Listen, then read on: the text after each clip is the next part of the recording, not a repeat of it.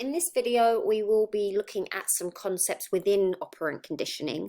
And so we'll start with shaping, which is a process of learning within operant conditioning in which increasingly closer approximations of the desired behavior are reinforced. So in other words, behaviors are broken down into small achievable steps and reinforcement is given as each step is achieved. So to begin with, you would reinforce any response that resembles the desired behavior. Then you would reinforce the response that more closely resembles the desired behavior, and you would obviously then no longer reinforce the previously reinforced response. Then you would begin to reinforce the response that even more closely resembles the desired behavior, and you'd continue to do this until you get the desired behavior that you want. So, let's say you're trying to train your dog to go to its bed. You can say bed and you can point to it, or you can tap on it and you can wait for them to go to the bed. But chances are they have no idea what that means. And so it might take a while before they actually get to the bed in order for you to reinforce them. So instead, you can achieve that by breaking that behavior down into smaller steps and by shaping the behavior. So in shaping, when the dog is initially learning, you'd break that up and you'd give them a treat as it gets increasingly closer to being on the bed. So maybe the first time you try to get it to go to the bed, it takes a few steps towards the bed and it stops. Then you would reward it because at least it's heading in the right direction. Eventually, after a while of it going in the right direction, you would then stop rewarding it for that. And then the next time you would only reward it if it gets a little bit closer. Maybe the next time you're waiting for it to put a paw on the bed, and then you reward it for doing that. Maybe the next time is then waiting for it to put 2 paws on the bed. The next time it could be expecting it to sit down on the bed or lay down or whatever you want it to do when you tell it to go to its bed.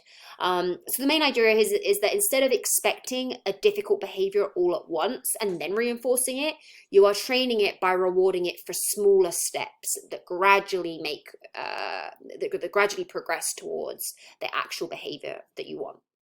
So obviously we do this a lot with different types of dog training when we want a certain behavior, but you actually see this all the time when we're learning new skills. So for example, as you're learning to drive, you're learning to swim, you're learning a musical instrument, your instructor doesn't wait for you to perfectly achieve that behavior before praising you. Your instructor will hopefully keep praising you along the way as you improve, as you reach new skills, as you achieve steps towards that skill. We receive verbal reinforcement as we get closer and closer to the desired results. So research shows that the best way to teach a new behavior is with positive reinforcement. However, there are many different ways that positive reinforcement can be administered, and that will influence how learning occurs and how resistant that learning is to extinction. So remember, we spoke about extinction with classical conditioning, but this does also occur in operant conditioning. It just means something else. So extinction in operant conditioning is where responses that are no longer being reinforced become weaker. So let's say you train your dog to sit, and every single time they sit, you give them a treat. If you stop giving that treat, then they're probably going to stop responding when you say sit. So that's an example of extinction within operant conditioning. Now, reinforcement schedules are predetermined plans for the timing of reinforcement, so for timing the delivery of reinforcement, and the way that you do that, the type of schedule that you use, will influence how quickly the behavior is learned and how resistant that behavior is to extinction. So there are 2 categories of reinforcement schedules: continuous reinforcement and partial reinforcement. Continuous reinforcement is when an organism receives a reinforcer every time it displays a behavior. So again, if you're teaching your dog to sit and you're using continuous reinforcement, that would mean every time the dog sits for you, you would give it a treat. You would give it that reward.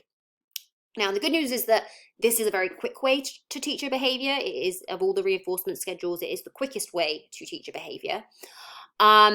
Although timing is important here. So again, if you're teaching your dog a trick, the treat must be presented immediately after they engage in that behavior in order for them to make the association between the behavior and the consequence. With humans, it's a little bit different. So for example, one of the examples of positive reinforcement I used earlier was getting a good grade. Maybe you studied weeks ago and you only just got your exam. There's a pretty big gap there between the behavior and the consequence, but you know that it was the studying that allowed you to do well on the exam.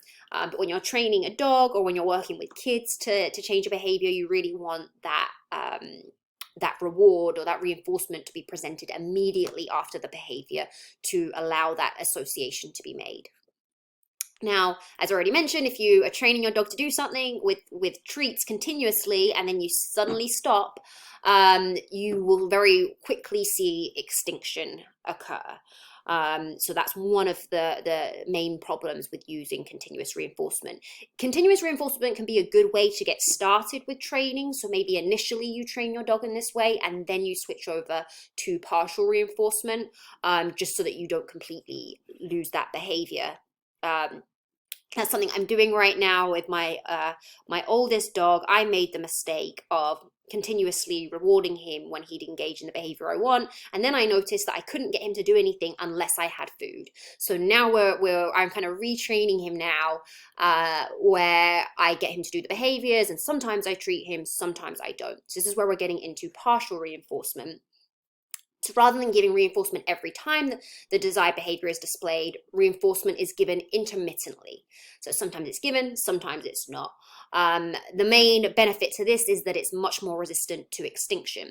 So for example, the reason I'm seeing more success with my dog now, my older dog, is because sometimes I treat him and sometimes I don't. He never knows when that treat is coming. So he's always going to give me the behavior because there is that small chance that he might get that reward on that occasion. So it's much more resistant to extinction. But partial reinforcement can actually be broken down into various types of reinforcement schedules. So we have these 4 types of partial reinforcement schedules, and there are 2 things that distinguish these 4. So first is whether it's an interval or a ratio schedule. So if it's an interval schedule, it means the schedule is based on the time between reinforcements. So maybe you provide reinforcement after every 5 minutes. Maybe it's after every 10. The point is that when you administer those rewards is dependent on the amount of time that has passed. With a ratio schedule, it is based on the number of responses between reinforcements. So this one would apply to training the dog to do a certain trick. Maybe you give them a treat every 2 times that they do it. Maybe you do it every 5 times that they do it. The point is that you are reinforcing them after a certain number of responses.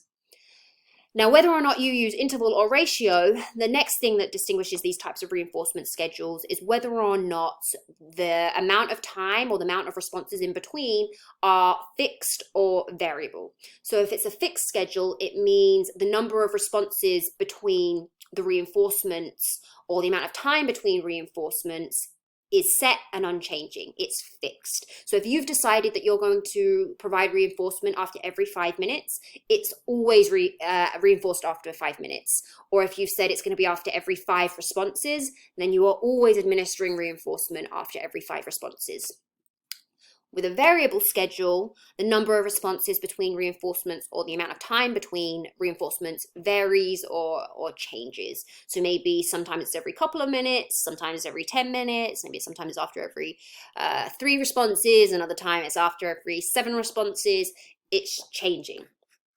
So to give you some examples of each of these 4, so with a fixed interval schedule, that is when reinforcement is being delivered at set time intervals, right? The interval part tells us that it's based on time. The fact that it's fixed is telling us that it's at set times.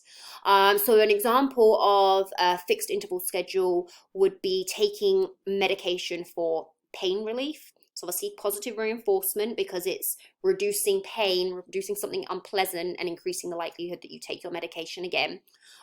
Usually you have to take those medications every 4 hours or every 6 hours, or maybe more frequently depending on the type of medication. The point is you have to take them at set time intervals. That reinforcement of the pain going away is occurring at set time intervals. A variable interval, so it's still based on time, but now its reinforcement is delivered at unpredictable time intervals. So, for example, when you post a photo or a video or something on social media, the reinforcement that you get for that, the likes and the comments that you get, are going to occur at unpredictable times. It really is going to come down to how often you are checking your social media, or if you're getting notifications, it's just going to depend on when people are liking it and when they are commenting. You might suddenly get 10 likes within the first few minutes, or maybe then you get a couple the next day. Maybe the next one is a couple of hours later. The amount of time between each like is going to vary, so that reinforcement is coming at unpredictable times. With a fixed ratio, so now we're no longer looking at time, we're looking at the number of responses. So reinforcement is delivered after a set number or a predictable number of responses. So, for example, factory workers, let's say we're looking at factory workers that make hats, and maybe they are paid for every 100 hats that they make. If that is the case, they are being reinforced, they're being paid on a fixed ratio schedule. They are paid for every 100 items that they make. And then the last one, variable ratio schedule. So reinforcement is delivered after an unpredictable number of responses. So an example of this would be gambling. At some point when you are gambling, you are going to win. You are going to be reinforced. You're going to be rewarded. Maybe that's only a small amount, but that is going to come. If you're playing the slot machines, at some point there will be a reward. The fact that it's unpredictable, you don't know how many times you're going to have to hit that button before you win, is part of what makes it so addictive. Again, it's like I said with my dog, the fact that he doesn't know when I'm going to reward him means he's always going to give me that behavior, because there's a chance that he will get rewarded. Same with gambling. When people start playing, they know eventually that reward is coming, and so they'll keep playing to get that win, even though they don't know when it's coming. So variable ratio is actually one of the most resistant to extinction, because you just never know when you're going to get that win.